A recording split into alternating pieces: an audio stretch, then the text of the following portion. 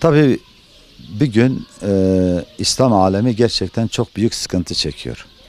Yani her taraf e, Amerika olsun, Avrupa olsun ve Rusya olsun herkes kendi hesabını Müslümanların kanı üzerinde yapıyor. Biz Müslümanlarda da hiçbir tepki yoktur.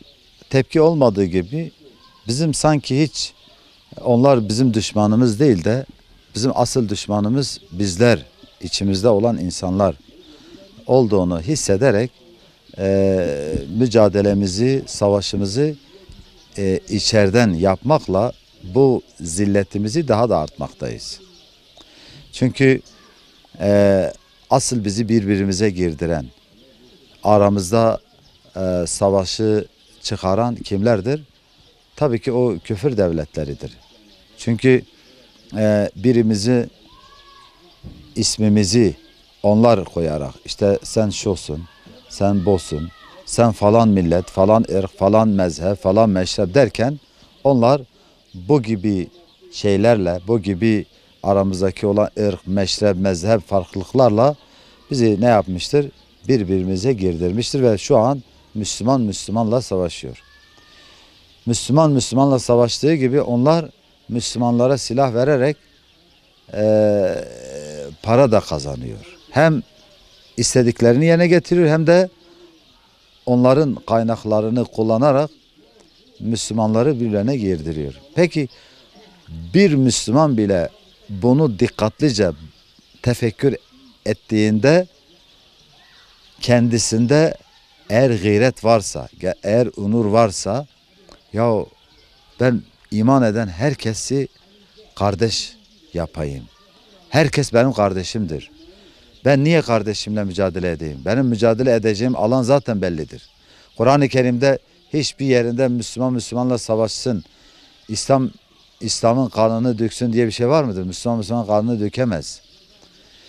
Cihat kimler içindir? Mücadele, cihat, savaş, çabalamak, yani gayret gösterme hep kafirlere karşıdır. Biz kafirleri bir kenara bırakmışız. Müslüman Müslümanla mücadele ediyor. İşte ben diyorum buradan hani bu söylediklerimizden bir düşünce çıkararak ümmet bilincini geliştirebiliriz yani. Her Müslümana ey Müslüman bu la ilahe illallah diyen herkes Allah seni ona kardeş kılmıştır. İnnemel müminune ihvetun. Müslümanlar ancak kardeştirler. Bir hadis-i şerifinde Peygamber Efendimiz diyor: La yu'minu ahadukum hatta yuhibbe li ahihi ma yuhibbu li nefsihi.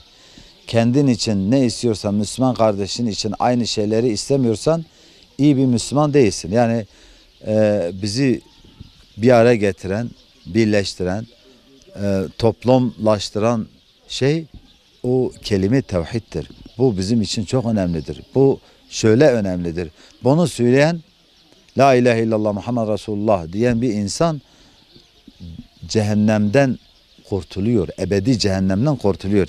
Allah bunları kardeş kılmış ve bunları ebedi cennette beraber yaşamalarına vesile kılmıştır.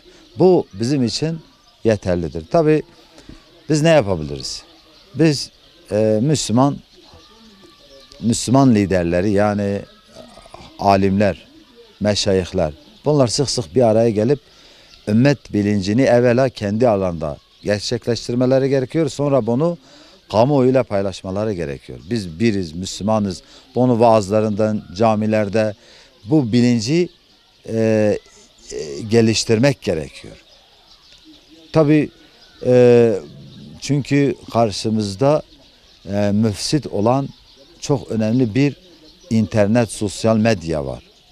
Bunlar bizi bozuyor, gençlerimizi bozuyor, toplumumuzu bozuyor, ahlakımızı bozuyor.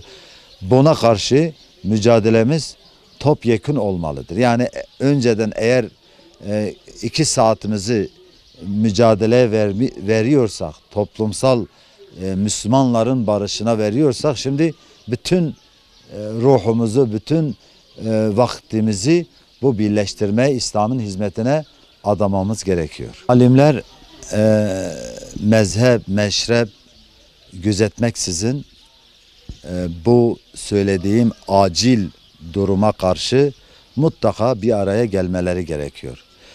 O Müslümanların durumlarını müzakere etmeleri gerekiyor. Vahdetin nasıl gelişeceğini, İslam coğrafyasında var olan bütün Müslümanların gücünü nasıl birleştirilmesi gerektiğini bunu sık sık bir araya gelip müzakere etmeleri gerekiyor.